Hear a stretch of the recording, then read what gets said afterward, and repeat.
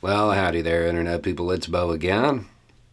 So, today we are going to talk about planes, trains, and automobiles. Trolleys, I guess. We're going to talk about the last operation before the United States withdrew and how there are many, many lessons in it. You know, for the last couple of weeks, we've heard a whole bunch of people talk about what they would have done with perfect hindsight. If they were in charge, well, it would be different. So today I'm going to provide you with a scenario, and you get to make the call. Everybody wants to be a cat until it's time to do cat stuff. So here's the scenario.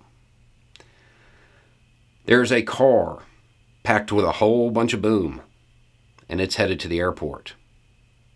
If you do nothing, a whole bunch of people are going to be lost, just like before. But see, you have the power. You can make that call.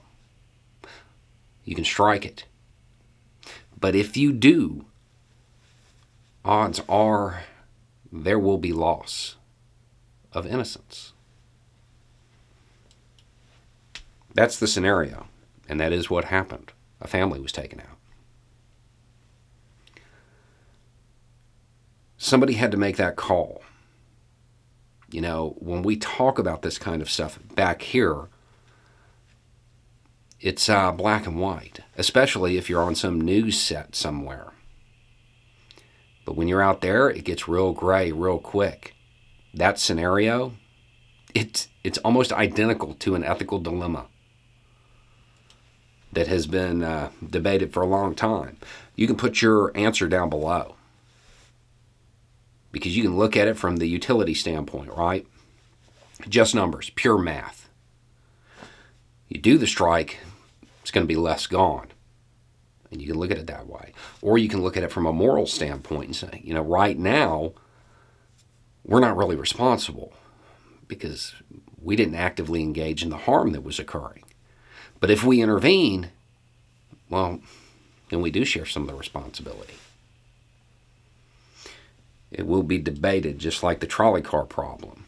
If you're not familiar with it, you have certainly seen the meme somewhere on social media. Little guy standing at a switch, runaway trolley car. On the track that it's on, there are 4 people tied to it. There's a side track that has 1 person.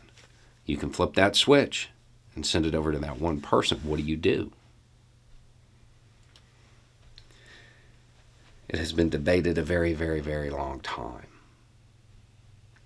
And somebody had to make that call, and they will second guess themselves for the rest of their life. But that stuff becomes real clear back here with the benefit of hindsight. Now, one thing I want to make really clear about this is that this is a very specific incident. Most times, the United States engages in these kinds of strikes, it is not that imminent. It is not a situation like this. What happened here is not a good rebuttal to any criticism of how the United States has used this tool over the last 20 years. This is an outlier. It's normally not like this. Normally, there is the opportunity to wait. It doesn't have to be decided at that exact moment. Just want to be real clear on that. But if you take this and you widen it, right? And you're no longer talking about the trolley car being just the car headed to the airport, but the trolley car is the problem, right? What is the problem? What is the runaway train? It's the intervention. It's the war. And every time one of these little runaway trolley cars gets moving, there are tons of people willing to tie civilians to the tracks. And somebody has to try to avoid them, decide which switches to flip. The only way to avoid this scenario is to make sure that the trolley car doesn't start to be a runaway trolley car. That's the only way you stop it. But that's not the lesson that we learned. You can tell that from the commentary. Because the commentary is, oh, if my guy was in power, if my political party was in power, oh, it would be different. No, it wouldn't. Both major parties in the United States held a pretty similar amount of time overseeing this campaign. There weren't major differences. The lesson that is being taught by Afghanistan, it's not being learned. Nobody's listening to what it's saying. These types of conflicts will continue until we learn the lesson. And they will have the same outcome. Because it's pretty much always the same. The people tied to the tracks, they don't own the tracks and they don't own the trolley car. They're just caught in the middle. Somebody's global turf war. But when we analyze it,